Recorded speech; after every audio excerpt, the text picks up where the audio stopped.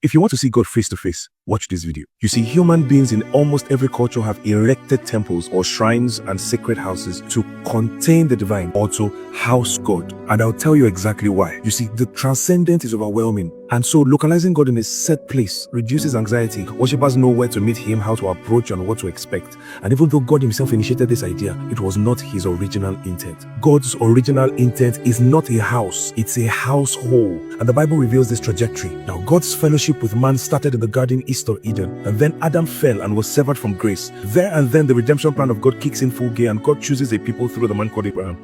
We know the people were in slavery for 430 years, after which God delivers them and enters a covenant with them on the mountain called Sinai. He would occasionally call Moses up to the mountain every now and then. So even though we have this utterly holy God who is high, glorious, and set apart, yet he seeks to be with his people. Now at some point he extends an invitation to them, but his glory and holiness terrified them. Even Moses said, "It was such a terrifying sight that I was exceedingly afraid." So they said to Moses, "You be the intermediary between we and God, because we are afraid of him."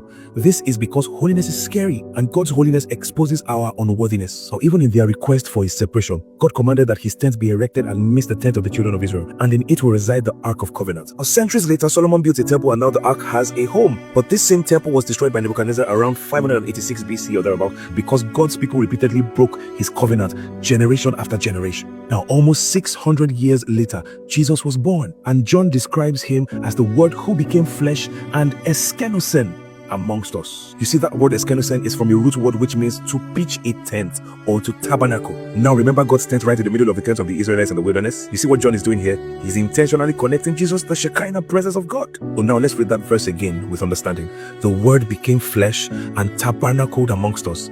The next part says, and we beheld his glory. The same glory that terrified Israel now walked amongst us. In other words, we could not go up to the mountain to fellowship with God because of our unworthiness in contrast with his glory. So he relinquishes the mountain to come down and take upon himself our frailty and our humanity. And as Jesus housed the infinite glorious God, we also have become his house through his Spirit. So we have a God who at one point in our human history was completely set apart from us, now to a God who lives in us. But that's not the end. He says in the New Jerusalem, when this heaven and this earth will pass away, we will behold him face to face. In this new kingdom, God the Father will be our next door neighbor, and we will not be terrified of him the way the Israelites were, because we will be like him.